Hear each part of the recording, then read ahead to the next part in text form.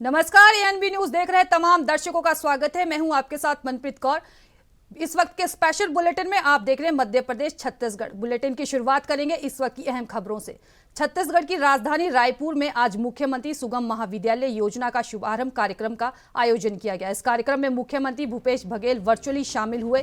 मुख्यमंत्री भूपेश बघेल ने इस मौके पर मुख्यमंत्री सुगम महाविद्यालय योजना का शुभारंभ किया। बता दें कि मुख्यमंत्री भूपेश बघेल इसमें कुछ देर पहले मुख्यमंत्री भूपेश बघेल राजधानी रायपुर स्थित अंबेडकर चौक में नगरीय प्रशासन विभाग द्वारा डॉक्टर अंबेडकर जी की नवीन प्रतिमा स्थापना हेतु आयोजित भूमि पूजन कार्यक्रम में शामिल हुए थे।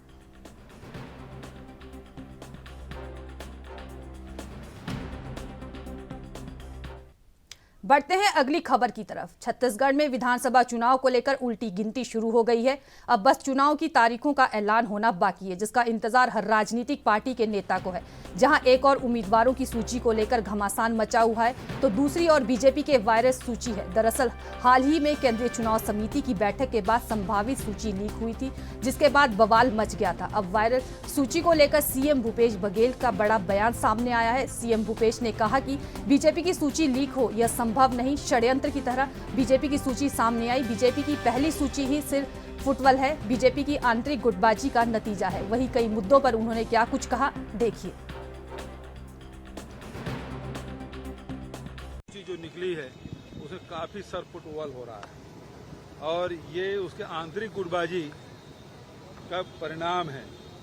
वरना भारतीय जनता पार्टी की सूची लीक हो जाए ये संभव नहीं था, लेकिन यदि सूची लीक हो गई उसके तहत ये है कि आपका तो टिकट था लेकिन लोग विरोध कर रहे हैं, इसका से बदला जा रहा है। मतलब एक तरफ नाम घोषित भी कर दो, दूसरी तरफ काट भी दो। ये षड्यंत्र भारतीय जनता पार्टी जो आंतरिक जो कला है वो सामने आया है। शिक्षकों की भर्ती की बात आपने कही है और महाराष्ट्र के राज्यपाल संसद रमेश बैस भी संलिप्त पाए गए हैं। किसमें? महादेव ऐप के आरोपियों के साथ उनके फोटो वायरल हुए हैं। हाँ, उस पर कार्रवाई होनी चाहिए। उसको उसके घर में उनको नोटिस देना चाहिए, उनको बुलाना चाहिए और उसमें कार्रवाई हो, निष्पक्ष कार्रवाई हो। हम लोग तो कार्रवाई कर रहे थे, लेकिन बीच में ये लोग आए और उसके बाद कार्रवाई करने की सबसे पहली बात तो महादेव ऐप को भारतीय केंद्र सरकार बंद कब कर रही है, पहला सवाल तो ये है। और उसकी निष्पक्ष जांच क्यों नहीं हो, क्योंकि राजनीतिक द्वेषवश कार्रवाई की जा रही है, तो वो कब। छत्तीसगढ़ में विधानसभा चुनाव को कुछ महीने ही बचे हुए हैं। चुनाव को लेकर सभी पार्टियों ने अपनी अपनी कमर कस ली है। वहीं जैसे जैसे चुनाव नजदीक आते जा रहे हैं, वैसे वैसे बीजेपी और कांग्रेस एक दूसरे पर तीखा प्रहार करती हुई दिखाई दे रही है। इसी बीच प्रदेश के मुखिया भूपेश बघेल बीजेपी पर गंभीर आरोप लगाते हुए नजर आए। उन्होंने कहा कि बीजेपी आरक्षण के विरोध में है। कोर्ट का एक आदेश था कि किस आधार पर पिछड़े वर्ग को 27% आरक्षण दे रहे हो। हमने केवल पिछड़े वर्ग और EWS का हेड काउंटर कराया गया था, जिसमें पाया गया था कि OBC 43.5% है। क्या बीजेपी नहीं मानती कि छत्तीसगढ़ में OBC 43% से अधिक है? अगर नहीं मानते तो जनगणना क्यों नहीं करा रहे?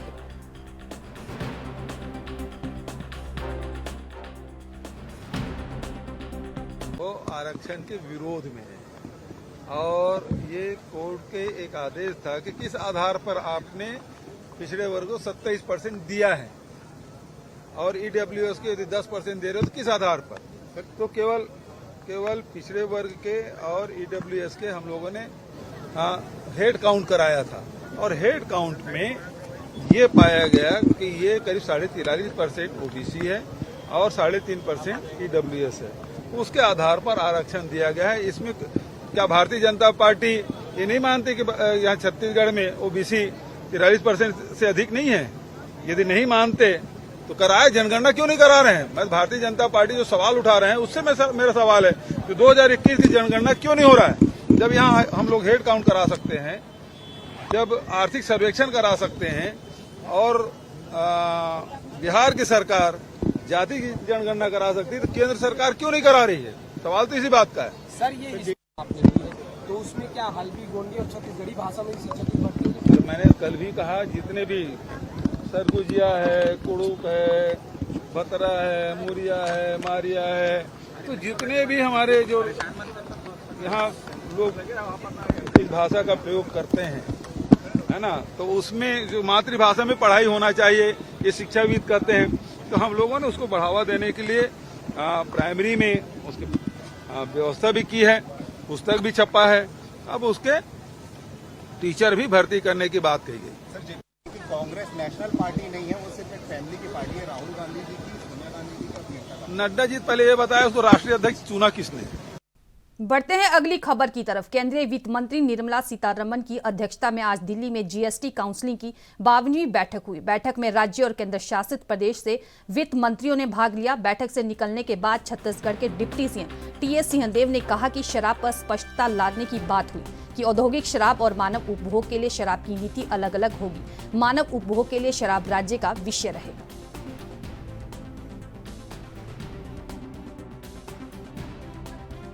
% करने का था और जो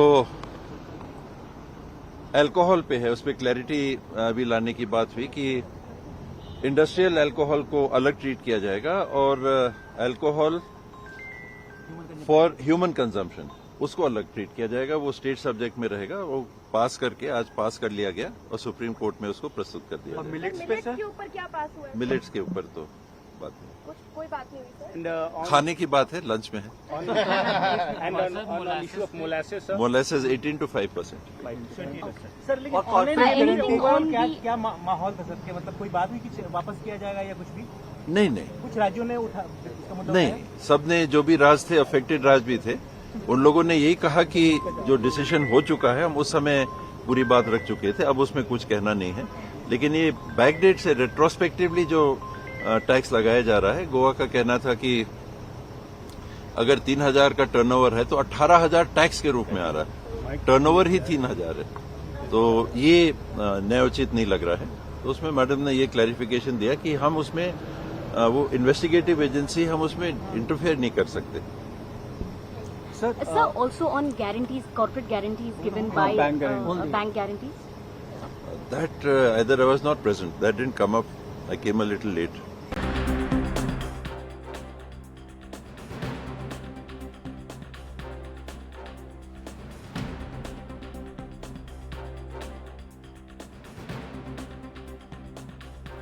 जीएसटी परिषद की 52वीं बैठक में शामिल हुए टीएस सिंहदेव।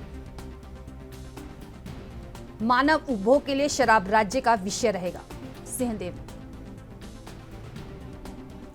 जीएसटी परिषद की 52वीं बैठक में शामिल हुए टीएस सिंहदेव। कहा, मानव उपभोग के लिए शराब राज्य का विषय रहेगा। जीएसटी परिषद की 52वीं बैठक में शामिल हुए टीएस सिंहदेव। कहा, मानव उपभोग के लिए शराब राज्य का विषय रहेगा।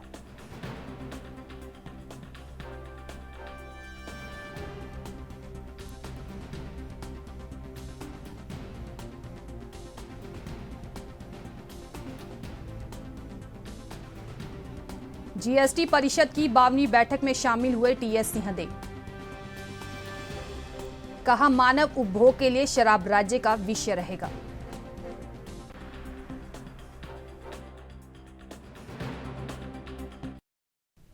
बढ़ते हैं अगली खबर की तरफ। बीजेपी की राष्ट्रीय मंत्री आशा लकड़ा सरगुजा दौरे पर पहुंची। आगामी विधानसभा चुनाव को देखते हुए आशा को सरगुजा जिले की कमान सौंपी गई। 3 विधानसभा अंबिकापुर, सीतापुर और लुंड्रा की जवाबदारी मिलने के बाद से विधानसभा क्षेत्र के अंतिम व्यक्ति तक पहुंचने का प्रयास कर रही है। आशा ने बताया कि वह जिम्मेदारी मिलने के बाद एक कार्यकर्ताओं को जोड़ने के साथ साथ बूथ को मजबूत करने के लिए हर संभव प्रयास कर रही है।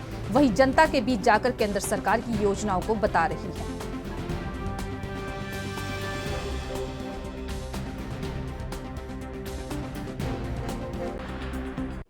मैं एक भारतीय जनता पार्टी की कार्यकर्ता हूं और भारतीय जनता पार्टी का सिपाही होने के नाते सरगुजा जैसे क्षेत्र में मुझे भेजा गया है और यहाँ के कार्यकर्ताओं के साथ में समन्वय बनाने का काम मैं कर रही हूँ कि कहीं भी कोई छूटे नहीं, कोई बूथ टूटे नहीं और कोई मंडल ऐसा ना हो कि हमारे काम में जुड़े नहीं।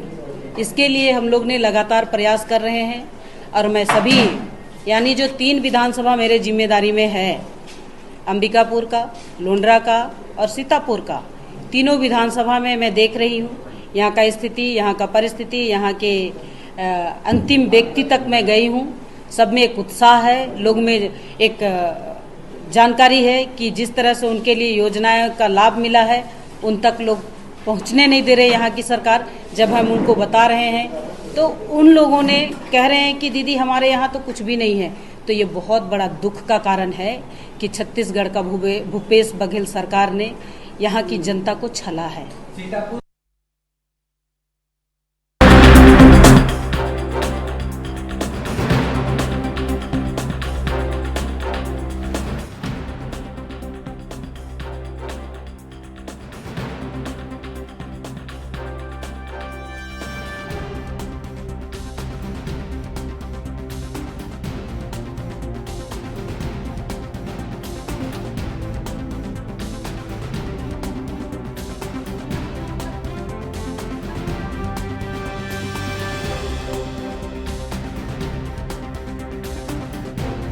खबरों का सिलसिला जारी रहेगा। रुकते हैं छोटे से ब्रेक के लिए, फौरन लौटेंगे।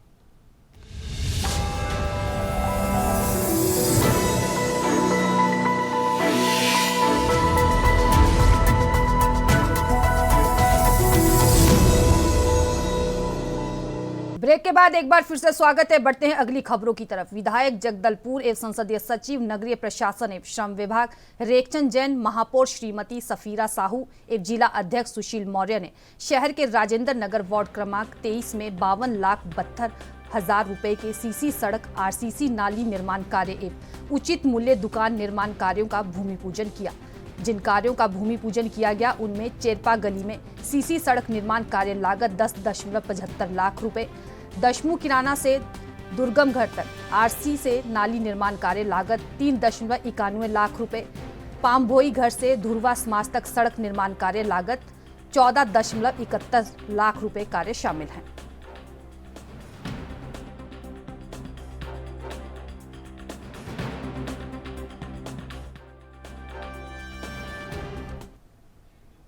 कुछ दिनों में नवरात्रे आरंभ होने वाले हैं, जिसमें राजनांदगांव जिला के धर्म नगरी डोंगरगढ़ में विश्व प्रसिद्ध मेले का आयोजन होने वाला है, जिसके चलते शासन प्रशासन अपनी तैयारी कर रही है। डोंगरगढ़ में बमलेश्वरी मंदिर में वर्ष में 2 बार भव्य मेले का आयोजन किया जाता है, जिसमें लाखों श्रद्धालु माता के दर्शन करने डोंगरगढ़ पहुंचते हैं, जिसके लिए शासन प्रशासन को भी उचित व्यवस्था करनी पड़ती है। उसी परिप्रेक्ष्य में आज डोंगरगढ़ अनुविभागीय अधिकारी राजस्व गिरीश रामटेके और नगर पालिका द्वारा मंदिर मार्ग में अवैध दुकानों को जेसीबी से खाली करवाया गया था तथा बड़े दुकानों को जो अवैध कब्जा किए हैं उन्हें भी अल्टीमेट दिया गया है।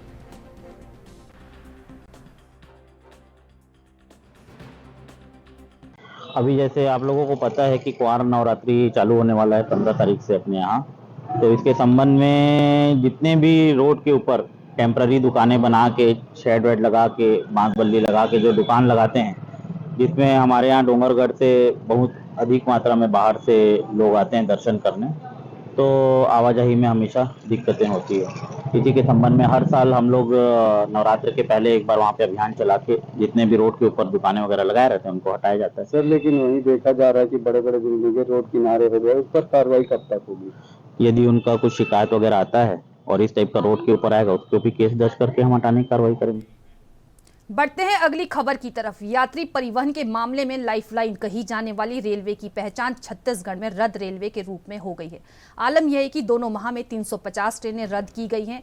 पंक्चुअलिटी रिपोर्ट में बिलासपुर जोन का प्रदर्शन सबसे खराब है। सबसे ज्यादा परेशानी मेमू पैसेंजर ट्रेनों के रद्द होने से हो रही है, क्योंकि इसमें हर दिन यात्रा करने वाले लोगों की संख्या काफी अधिक होती है। अब इन्हें दूसरे साधनों का इस्तेमाल करना पड़ रहा है।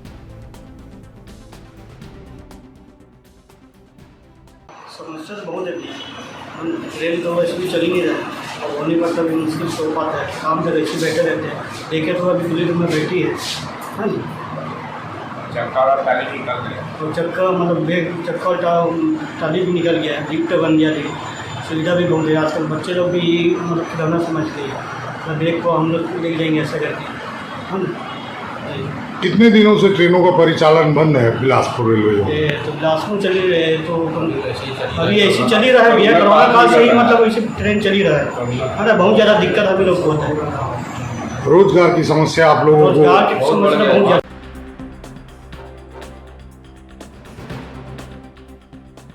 सेंट्रल रेलवे रद्द। 2 माह में 350 ट्रेनें रद्द की गई हैं।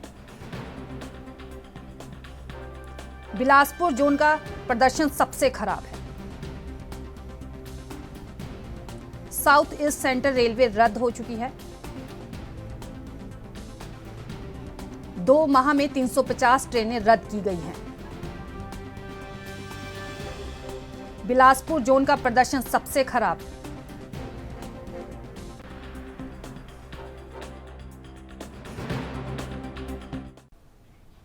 भारत शासन के सामाजिक न्याय एवं अधिकारिता मंत्रालय और छत्तीसगढ़ शासन के समाज कल्याण विभाग द्वारा नशा मुक्ति भारत अभियान चलाया जा रहा है। इसी कड़ी में आज जिले में नशे के दुष्परिणामों से लोगों को जागरूक करने के लिए जागरूकता रथ को महापौर रामशरण यादव ने जिला कार्यालय परिसर से हरी झंडी दिखाकर रवाना किया। समाज कल्याण विभाग की संयुक्त संचालक श्रीमती श्रद्धा मैथ्यू ने बताया कि यह जागरूकता रथ जिले के विभिन्न विकासखंडों, नगरपालिका, नगर पंचायत, नगर निगम तथा विभिन्न ग्रामीण क्षेत्रों में जाकर नशे से होने वाले हानि तथा उसके दुष्परिणाम से लोगों को जागरूक करेगा।